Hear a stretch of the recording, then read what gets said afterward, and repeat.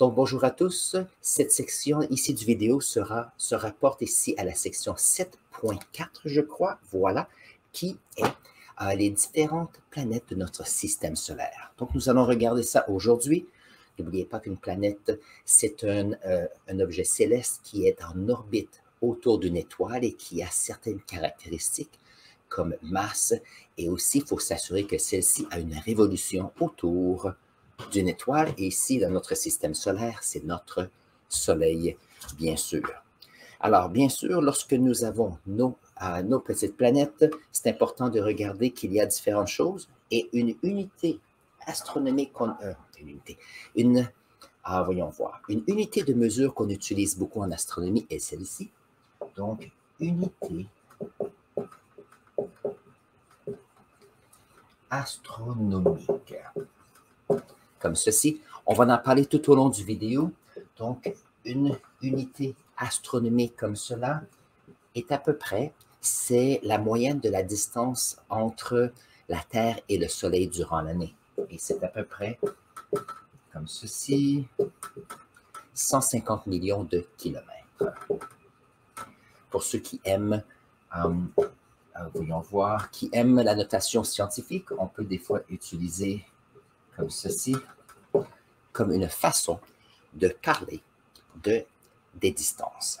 Alors, si on regarde, j'ai décidé d'utiliser un site qui vient du gouvernement du Canada et de l'Agence spatiale canadienne. Il y a des informations de base et moi, je vais ajouter des choses tout au long. Donc, parlons des planètes aujourd'hui. La première planète, c'est Mercure. C'est la planète qui est la plus près du Soleil. Et si on regarde quelques informations, donc ça ici, c'est une photo. Donc, on a changé les couleurs pour que ça soit plus facile de voir les structures à la surface. Et ici, on a une structure en noir et blanc qui est beaucoup plus près que la couleur que nous avons. Donc, chose intéressante, alors c'est à peu près un diamètre d'à peu près 4800, à peu près 5000 km de diamètre. Et puis, la longueur de l'année est 88 jours. Donc, puisque celle-ci est près du Soleil, c'est beaucoup plus facile d'avoir des révolutions. Donc, il y a une énergie plus grande, c'est plus rapide. Et ici, on a une distance du Soleil qui est à peu près 57, peut-être 58 millions de kilomètres. Donc, ça ici, on pourrait dire que c'est à peu près 0,3 unités astronomiques. Donc, si nous avons ici le Mercure, pas le Mercure, mais Mercure, 0,3 unités astronomiques. Excellent. Très bien. Maintenant, je vais vous montrer une des vidéos que moi, j'apprécie beaucoup de Mercure. Et ça vient de nouvelles. Il y a quelques années, Mercure est passé devant le Soleil par rapport à notre petite planète ici. Donc, nous allons regarder. Ça, c'est le Soleil. Et nous avons Mercure qui est ici. Et ça, c'est intéressant parce que durant les nouvelles, on montrait cette idée que c'était une planète qui passait devant le Soleil. Donc, on peut le voir. On peut voir cette planète juste ici. Donc, ça, c'est une des façons qu'on a remarqué que Mercure existait. Bien sûr, voyons voir si... Alors, je vais retourner ici. Voilà. Donc, ce qui est intéressant, c'est que c'est une façon directe de remarquer que, premièrement, il y a une planète entre nous et le Soleil. Deuxièmement, qu'il y a une orbite. Donc, chose intéressante, comment est-ce qu'on savait que c'était une planète et non pas, par exemple, un astéroïde qui passait à cet endroit? La raison est que c'est un mouvement ou une situation qui revient de façon périodique. Donc, si on voit un petit objet qui passe devant le Soleil et que celle-ci revient de façon périodique, là, on peut voir que c'est une planète qui tourne autour de l'étoile. Donc, ça, c'est une de mes vidéos favorites en ce qui concerne Mercure, parce que on peut voir cette planète, cette dimension sphérique, et c'est fantastique. Et on peut même voir aussi la différence entre les dimensions de Mercure et du Soleil. Fantastique comme image. Voyons voir, ça c'est Mercure. Passons à la planète suivante, nous avons Vénus. Donc Vénus est quelque chose d'intéressant parce que Vénus est la première planète qui a une atmosphère. Oh, ça c'est quelque chose que j'ai oublié de mentionner sur Mercure. Mercure comme planète n'a pas d'atmosphère. Et la raison de cela, c'est que Mercure est petite, donc il a une gravité plus petite. Donc sa gravité étant faible, il y a moins d'énergie pour attirer les gaz autour de celle-ci pour former une atmosphère. Et en plus de cela, puisque Mercure est près du Soleil, le vent solaire a fini par pousser les gaz qui pouvaient être autour. Donc, pensez à un séchoir à cheveux. Lorsqu'on se fait sécher les cheveux, l'air qui arrive vers nous pousse nos cheveux. C'est la même chose avec l'atmosphère de Mercure. Alors, voyons voir. Nous avons Vénus ici. Alors, en ce qui concerne Vénus, bien sûr, c'est un diamètre qui est plus grand. Donc, on appelle souvent Vénus comme la planète sœur de notre planète Terre. Donc, ici, on a 12 000 km de diamètre. Donc, c'est presque la diamètre de la Terre. Nous avons une longueur d'année qui est aussi plus courte que la nôtre, donc à 225 jours à peu près pour faire une révolution.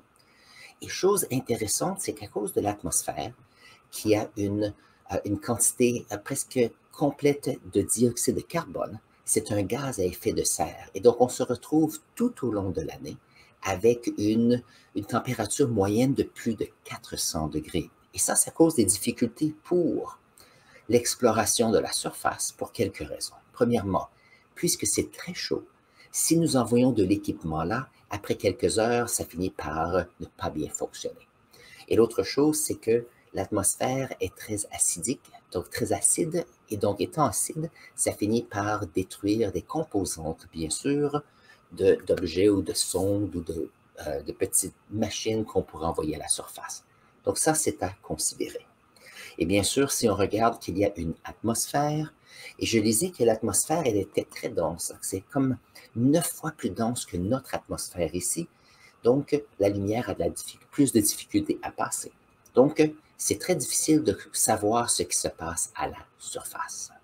Par contre, il y a quelques mois, voyons voir si je peux faire ça, il y a quelques mois, il y a eu un document, donc c'est de la recherche qui a été faite sur la surface de Vénus. Donc, c'est quelque chose que je voulais discuter avec cette classe-ci, je n'ai pas eu la chance, mais parlons-en maintenant. Donc, c'est de la recherche qui avait été faite sur la morphologie et l'analyse de la surface de Vénus. Et qu'est-ce qu'on a remarqué? C'est qu'on a remarqué que la surface était faite plein de volcans.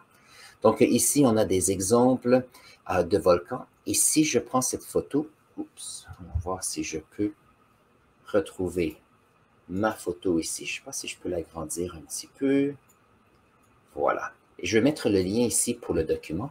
Ça ici, c'est une carte qui montre qu'il y a une très, très grande quantité de volcans sur la surface. Donc, on a ici un noyau qui est actif, alors on a un manteau et des volcans qui sortent.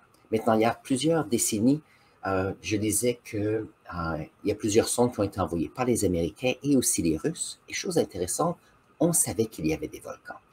Donc, l'idée, c'est d'envoyer des sondes et mesurer avec le temps, donc année après année ou décennie après décennie, comment est-ce que la surface peut changer.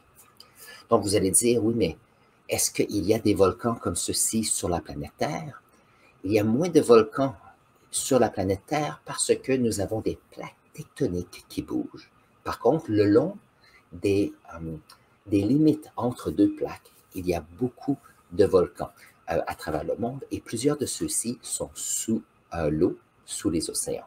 Donc, il y a plein de choses qui se passent sur notre planète aussi. Mais ici, c'est intéressant, c'est que vu qu'il n'y a pas d'eau, ça semble que le volcanisme soit presque uniformément distribué sur cette planète. Donc, ça, c'est un projet de recherche qui est sorti il y a quelques mois. Ça veut dire que s'il y a des astronomes, des astrophysiciens qui nous regardent, ceci peut faire partie de peut-être vos recherches si vous voulez. Je suis allé voir pour avoir accès à ce document. J'ai eu accès il y a peut-être 3 semaines. Par contre, j'essaie d'avoir accès maintenant et puis il faut payer maintenant. Mais si vous êtes intéressé, vous pouvez aller voir. Et donc ça, c'est Mercure, très intéressant. La prochaine planète, bien sûr, c'est notre planète Terre. Donc la planète Terre ici, on y vit à tous les jours. Donc, c'est une planète tellurique. Donc, les types ici, lorsqu'on dit planète tellurique, c'est une planète qui a une surface solide où nous pouvons marcher dessus. Nous avons une taille moyenne de 12 742 km, donc ça c'est moyenne bien sûr, et nous avons 365 jours dans une année. Bien sûr, notre petite planète a de l'eau à sa surface parce qu'à cause de notre atmosphère, il y a des gaz à effet de serre qui gardent une température annuelle assez constante. C'est à peu près 15 degrés en moyenne dans l'année. Et chose intéressante, ça nous permet d'avoir les 3 phases de l'eau. Donc, on a des gaz, l'eau gazeux, liquide et solide, ce qui nous permet de supporter la vie comme nous la connaissons. Maintenant, une des images que je préfère de notre planète, c'est les mouvements de circulation atmosphérique. Donc, je vais vous montrer ça. Donc, c'est juste pour montrer qu'avec, voyons voir, excellent. Donc, ici, on peut voir, c'est la date le long de l'année. Donc, ici, c'est l'hiver. Très bien. Donc, c'est comment est-ce que l'atmosphère bouge durant l'année.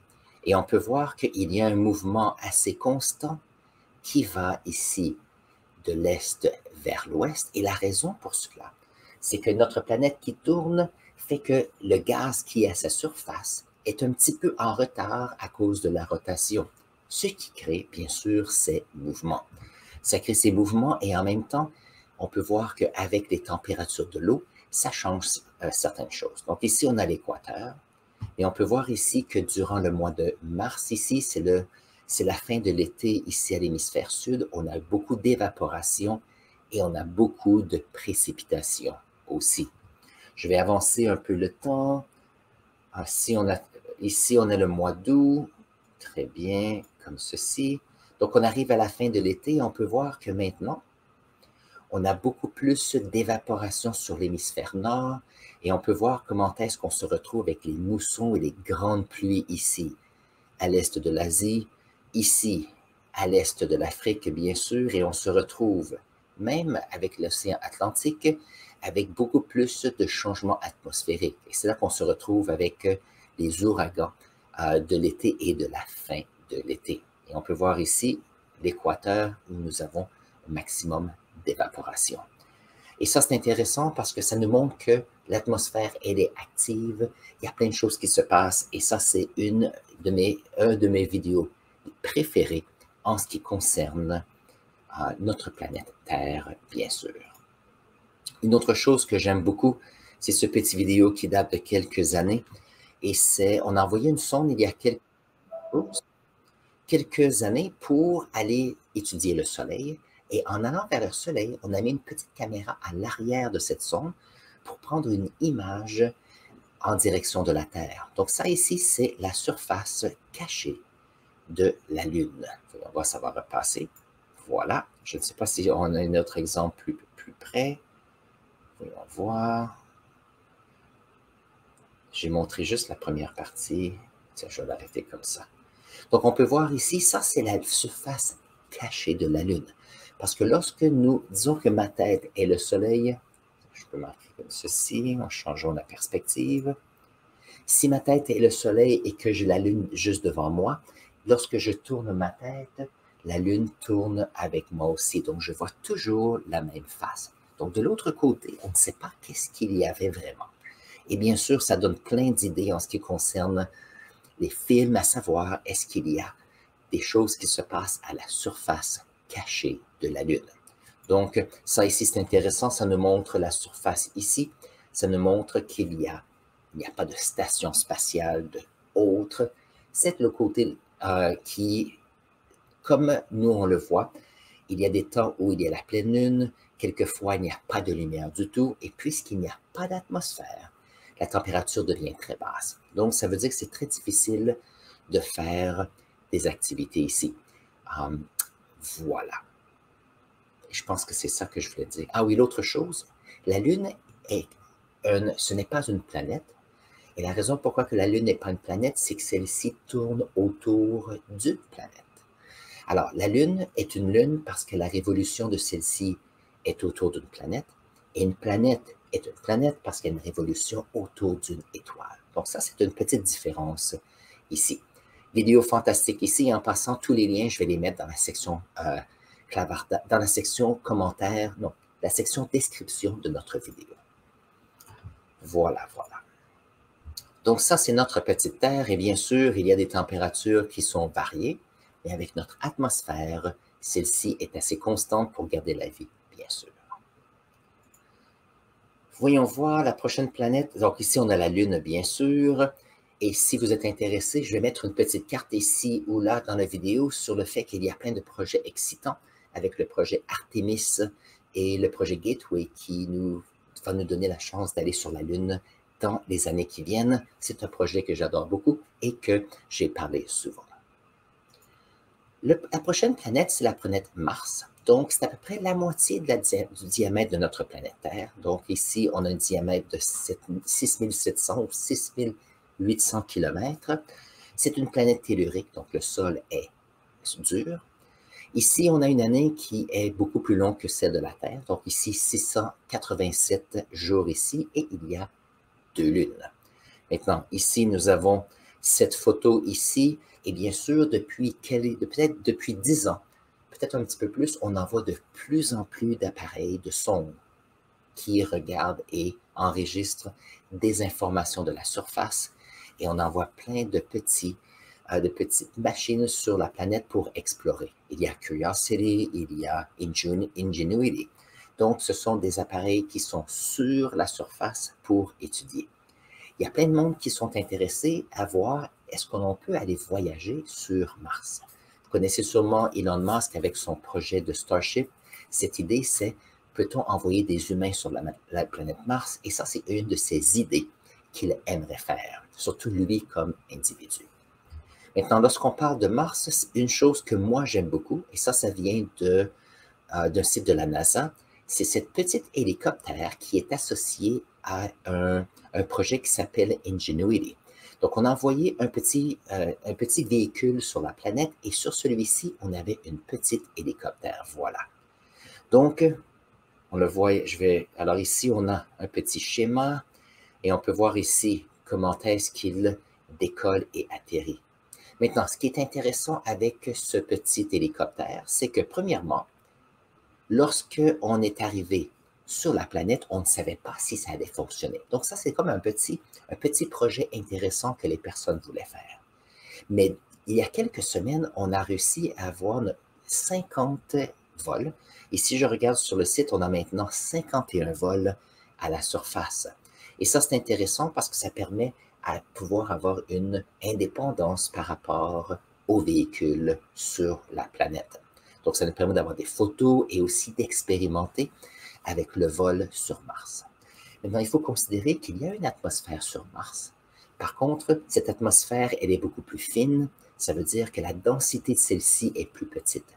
Donc, on a ici besoin d'avoir des hélices qui sont assez grandes pour être capable d'avoir une levée possible dans une atmosphère plus faible. Et c'était ça, un peu cette idée d'avancée technologique pour aller sur Mars ici et faire des explorations. Parce que bien sûr, lorsqu'on va sur une autre planète où on a des projets, aussi bien maximiser ce que nous avons. Et il y a bien sûr un petit panneau solaire qui permet de recharger la batterie. Voilà, voilà. Chose intéressante en ce qui concerne la planète Mars, on l'appelle la planète rouge. Et on se dit qu'il y a je peux peut-être utiliser le tableau un petit peu.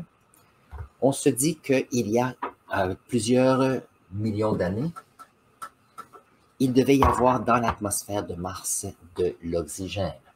Par contre, qu'est-ce qui est arrivé? C'est que l'oxygène qu'il y avait dans l'atmosphère s'est associé avec le fer dans les roches qu'il y avait à la surface. Et ceux-ci ont fait, avec le temps, ils ont fait ici des composés d'oxyde de fer. Et ces composés d'oxyde de fer, c'est comme si on pense à la rouille. Et donc, la rouille, quelle est la couleur de celle-ci? C'est orangé-brun, un peu comme la couleur de la planète.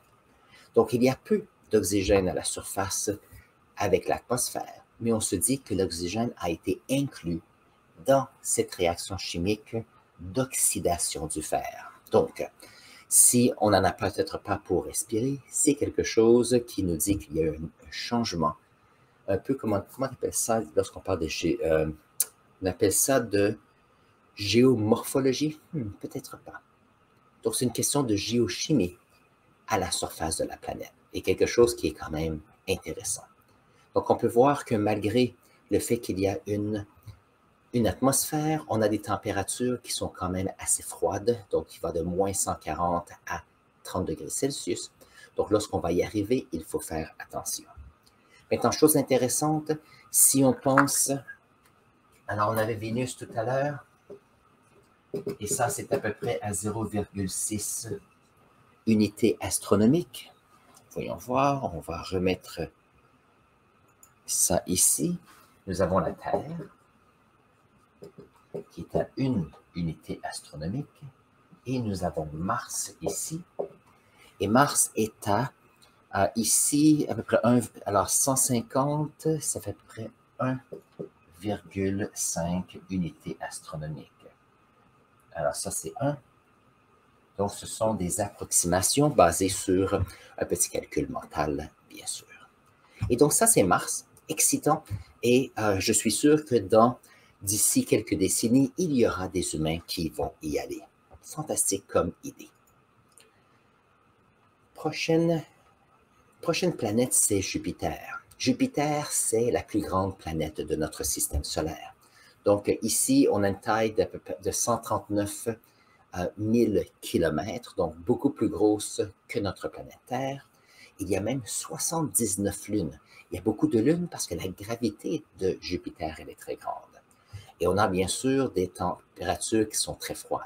Chose intéressante, c'est une géante gazeuse. Ça veut dire que la surface n'est pas solide, c'est gazeuse, et c'est pour ça qu'on la catégorise dans les gazeuses. Il y en a 4, et c'est ceux que nous allons voir maintenant.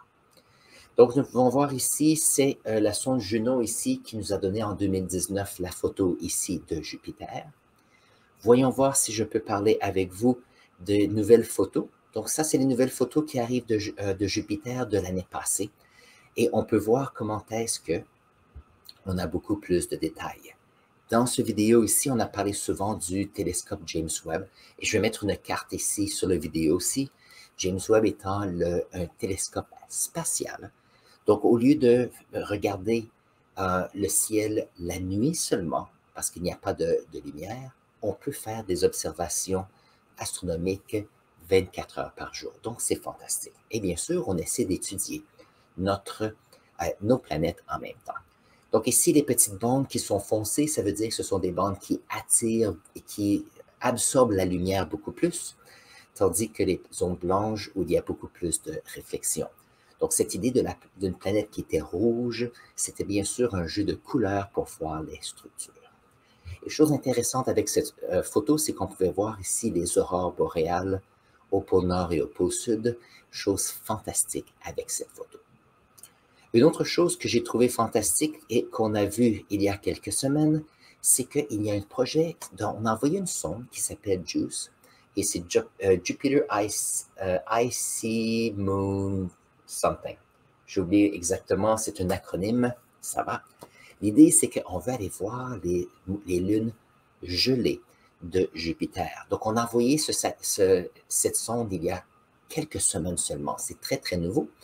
Et puis, on veut aller voir les lunes glacées. Maintenant, une des lunes de Jupiter, c'est Io. C'est une petite lune volcanique, plein de volcans partout. Par contre, Europa et Ganymède, si on regarde la surface, on peut voir qu'il y a des craques un petit peu partout. Et ces fractures ici, on se dit que ce sont des fractures parce qu'on a une couverture de glace dans laquelle il casse parce que c'est une sphère. Donc, on pense qu'il y a peut-être de l'eau sous une couche de glace ici. Donc, ça, c'est ce que l'on pense. La question, c'est, il faut aller vérifier un jour. Donc, ce projet ici nous permet d'envoyer une sonde pour aller voir beaucoup plus près. Maintenant, elle est partie il y a quelques semaines, ça veut dire qu'on n'aura pas d'informations avant, je pense que c'est 2030 ou quelque chose comme ça. Donc, ça, c'est des informations que vous allez voir dans les écoles. Vous allez possiblement même travailler sur un projet qui se rapporte à JUICE comme ceci. Donc, 3 grandes lunes ici, Europa, Ganymède, fantastique comme projet. Et bien sûr, ça fait partie de l'astronomie moderne ici. Voilà, très bien. Et en passant, je vais mettre le lien aussi de cette agence spatiale canadienne avec les planètes, comme ça vous pouvez aller voir vous-même. L'autre planète, la suivante, c'est Saturne. Donc lorsqu'on regarde Saturne, c'est une géante gazeuse aussi. Elle est reconnue bien sûr par ses anneaux comme cela. Donc plus petite que Jupiter. Par contre, c'est la deuxième plus grande planète de notre système solaire. Et bien sûr, à cause qu'il y a tellement de gravité, il y a énormément de lunes. Maintenant, ce sont des lunes ici, mais souvent la plupart se retrouvent dans les anneaux de glace ici, où il y a des morceaux qui sont plus gros que l'autre. J'ai oublié de montrer les dimensions. Donc, on a Mars ici, on a Jupiter, on a Saturne. Alors, Saturne est à peu près à 10 unités astronomiques. Comme ceci. Ça nous donne une idée que c'est 10 fois la distance. Est-ce que c'est 10 fois? Oui, 10 fois la distance du Soleil et de la Terre pour se rendre à Saturne. Donc, ça veut dire que si on envoie des projets, des sondes, ça prend du temps pour y aller.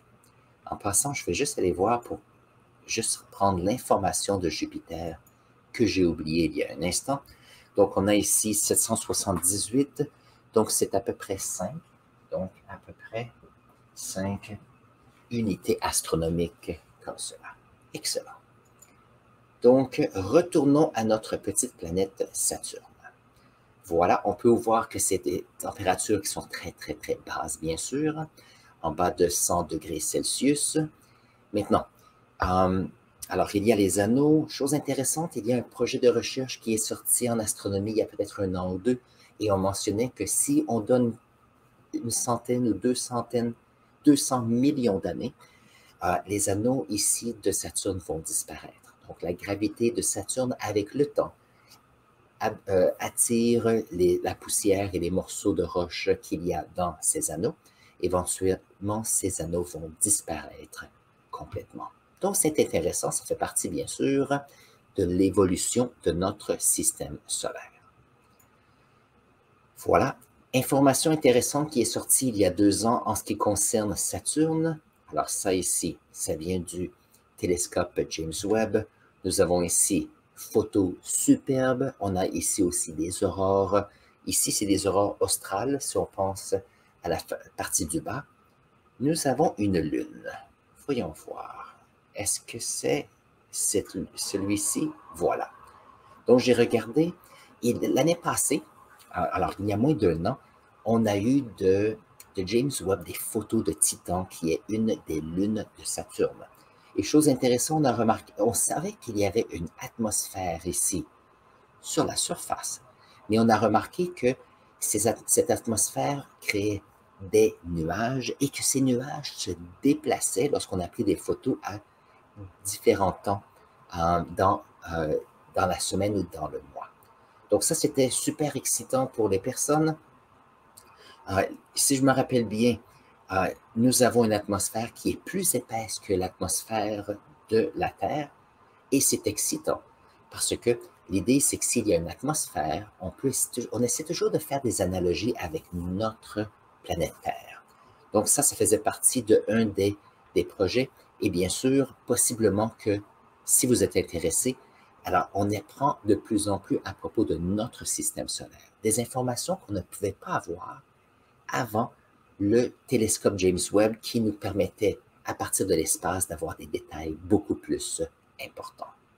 Et donc ça faisait partie de l'actualité il y a à peu près 1 an. Donc ça, c'est Saturne, voilà.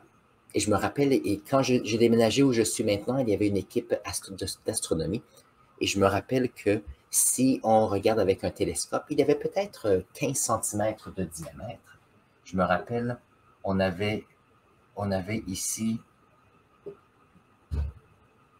on pouvait voir quelque chose qui ressemblait à ceci dans le ciel.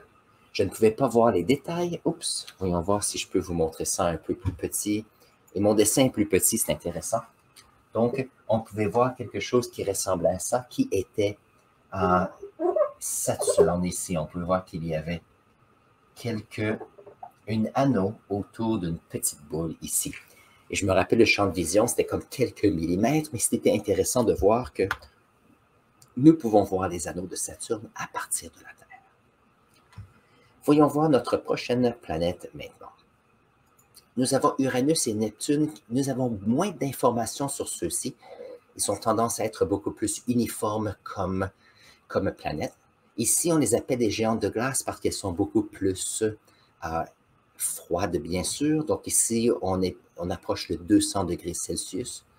N'oubliez pas que nous sommes à une distance beaucoup plus grande du Soleil, bien sûr. On peut voir ici que la longueur d'une année est de 84 ans, donc assez grand quand même, et on a ici 2,9 milliards de kilomètres. Donc ça, c'est près de 3, donc c'est à peu près, donc Saturne, on est à Uranus.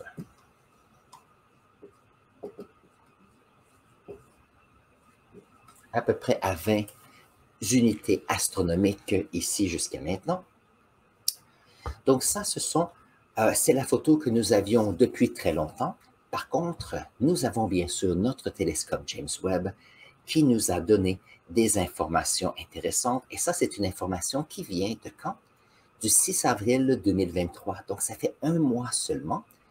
Et ça vient de James Webb et on peut voir une série d'anneaux qui se retrouvent, bien sûr, autour de celle-ci.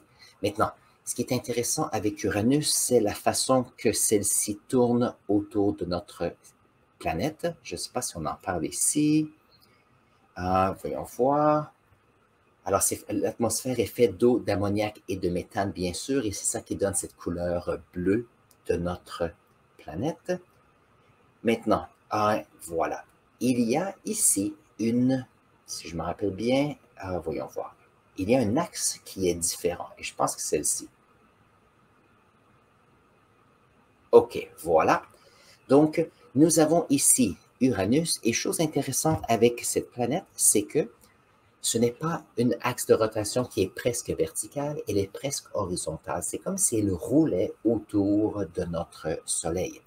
On se dit qu'il y a eu peut-être une percussion quelque part qui aurait changé l'axe de rotation, mais tout de même, ça, c'est la seule planète autour de notre système solaire qui agit comme cela. Alors, retournons voir notre petite photo ici, parce que c'est fantastique. Voilà. Donc, pour être honnête avec vous, j'ai vu cette photo pour la première fois cette semaine. J'étais très occupé depuis quelques semaines et ça m'a fait plaisir de voir ceci.